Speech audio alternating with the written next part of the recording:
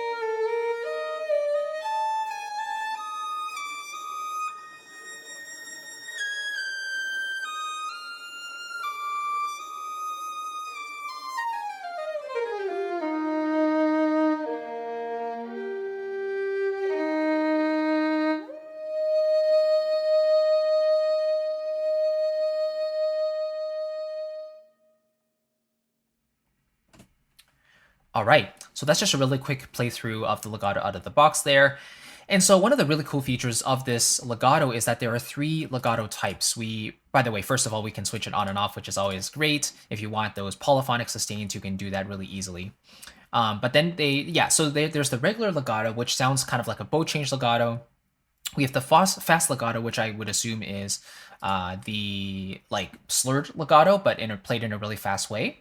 And so that's also triggered by the velocity here. And then we have the portamento, which is meant to be used very sparingly, but for those big slides, right, those big transitions, when you want them, you can activate those with a really light velocity. Now, I personally want to activate the portamento a little bit easier. So I'm going to raise up the portamento to about, let's say, 1 to 25.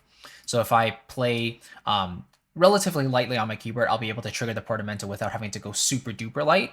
And that means the regular legato responds with that, and so it starts at value number 28 for that velocity. So now I should be able to trigger the portamento a little easier.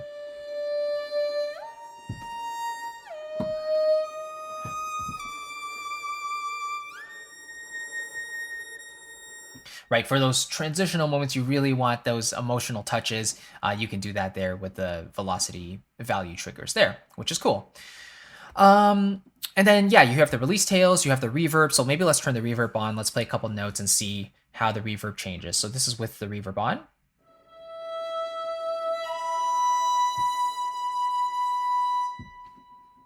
Let's turn it off.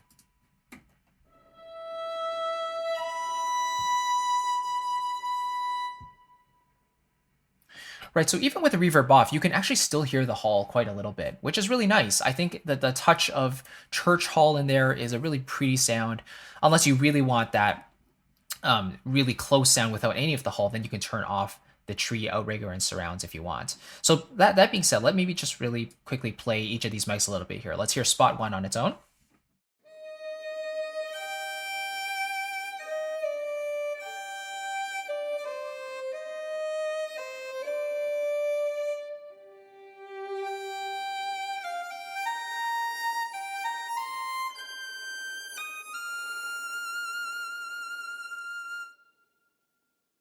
All right, let's have a listen to spot 3.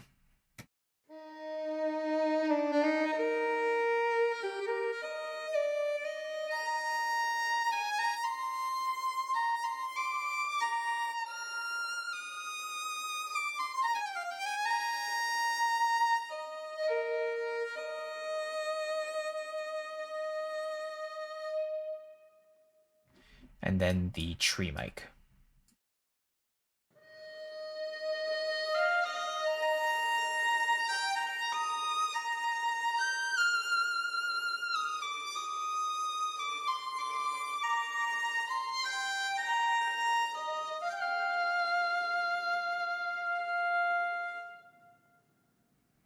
Yeah, so with the spot mics, you get a lot of that detail, and it's panned a little bit to the left out of the box, so you could always push it up the middle.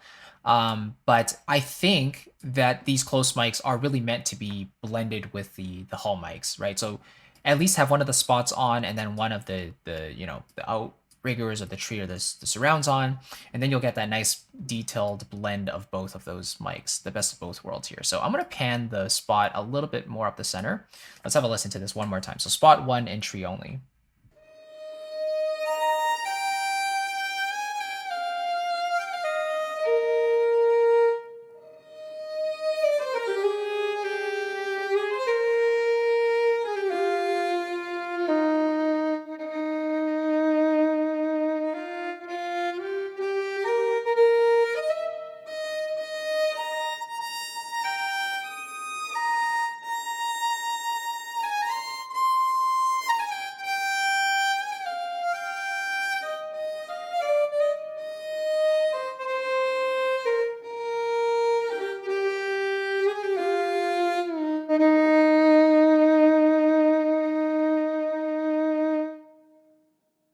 Yeah, so strictly speaking about the mic positions themselves, I think it sounds a lot better when you blend the spot and the tree together, because you get that, they get the sound of the hall, which is nice, and it encapsulates the sound, but then the spot provides that detail right in the middle there, and it feels like a fuller, wider sound, but with that detail at the same time. And the sound fidelity, as expected from Maxim's sampling methods, it's always very pristine, very clear, and I really enjoy the quality overall there. Now, I do think the rebos are a little bit on the choppy side. I've played a few notes, over and over again. For example,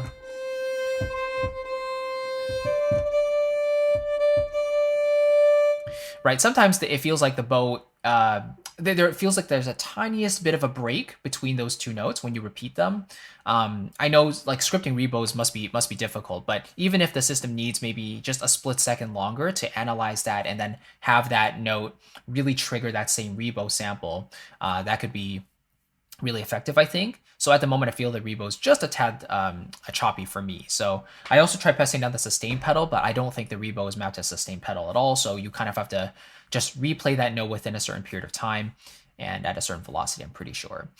The other thing that I also noticed is that the vibrato itself is a tad more restrained in this sort of library, so it creates a more neutral feel compared to something like the expressive violin from Kunst Audio or the intimate legato violin from Sonic Cinema, you know?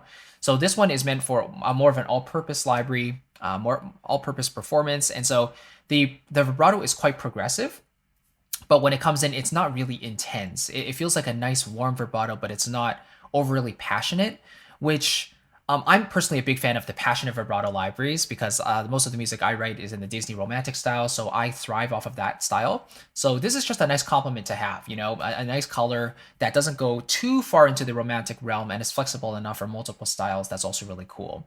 And another big plus for this library is the fact that they have all these different articulations, and it's not just a legato only library like the expressive violin or the intimate legato libraries there. So it's more similar to Joshua Bell violin in this case. So that being said, let's have a listen to some of these other articulations. I'm just going to go through one at a time, play a few notes, and then we will wrap it up from there. So here's the spiccatissimo, right?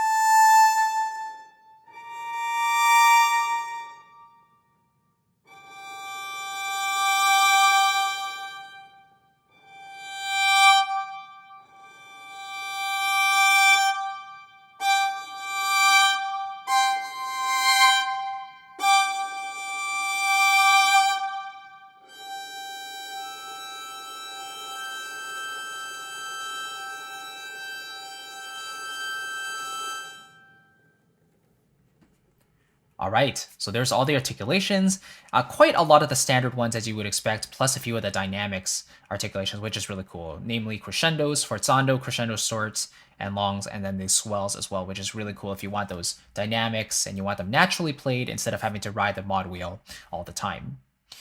I think one thing that's also really cool is that for the shorter articulations, you have the option of activating legato as well for all the long articulations, basically. So for example, for the tremolo, you can click the legato button and you hear the legato there. So the only articulation that loads with legato by default is the sustain, but for all the different longer articulations, you can still click the legato button and you'll hear the legato in there as well, which is really cool. So if you want those melodic lines using these longer articulations, you don't have to worry about stitching them together. You can just press legato, make sure the notes are overlapping in your performance, and you'll be good to go. Yeah, so let's really quickly take a look at the advanced page. So here is the playable range, right? So pretty typical from, actually, let me go back to sustain. From the G below middle C up to a high C, C6 basically, right?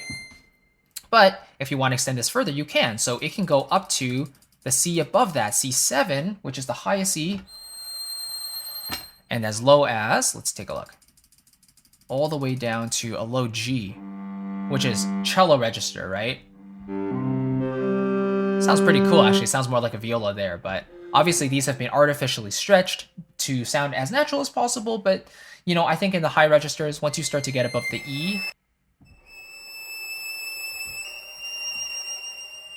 still sounds pretty decent, but the vibrato starts to get a little faster, and you can tell that the pitch shifting is kicking in there, right? So it's recommended to stay within the playable ranges if you can, but if you really need that extra bit of range, you can do that with these values right there. And then, yeah, we already went over the different articulations. There's the options with the reverb and the release tails and the round robins. Very, very cool. So overall, I think this is quite a simple instrument that still gives you quite a bit of functionality. The vibe of the instrument overall is not overly romantic, nor is it overly static either. It strikes a really good middle ground in my opinion. So the sound quality is really, really clear. You can hear the properties of the hall, the church, right? And overall, the style of it is very smooth, very melodic, very meant for those solo purposes. It can stand really well on its own. But again, keep in mind that the vibrato is not going to be overly passionate. It's not going to be immediately after you play the note, it's going to come in right away. It is more progressive in nature, and the vibrato is a bit on the slower end and a bit on the not the wider side, but you know, the inner side. So it's less varied basically. The vibrato is a little bit smaller, making it a bit more neutral and a bit more all-purpose. So if that's the sort of vibe that you're going for, then this library can do that for you really, really well. And I think it's a great complement to Joshua Bell Violin if you want another violin that can do plenty of articulations and stuff like that. But this instrument is a lot simpler as well compared to Joshua Bell. Joshua Bell has a huge engine, and it sorts through all the different performances that you're playing, all the different velocities and stuff like that to choose the right articulations and stitches it together. This instrument is a lot simpler in general, and a lot of the space is mainly being taken up by the mic positions, but if you only really need one of them or two of them, then you can just deselect them and you can see the load goes down. So I was like at 2.3 gigabytes, now we're down to 1.7.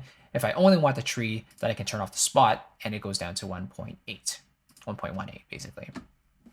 So there we go. Hopefully that gives you a quick overview of the library. Thank you again, Maxime, for sharing a copy. And let's quickly get into the giveaway. So the first rule is to fill out the form below in the description box, leave your details there, and then you'll be entered into the system, and I'll email you in a couple of days to let you know who the winner of this library is. So make sure you fill out that form below in the description. Number 2 is to leave a comment under this video letting me know why you want to win a copy of this library and what you would be using it for. It's always fun to read your thoughts there. And number 3 is to simply leave a like on the video. It's greatly appreciated, and it always helps me support making more videos like this and more reviews and more orchestration, composition tutorials, all that great stuff. And yeah, it's just a great way to support me and the channel. So thank you so very much. I'll catch you in the next video. I'll see you very soon, and take care. Bye-bye.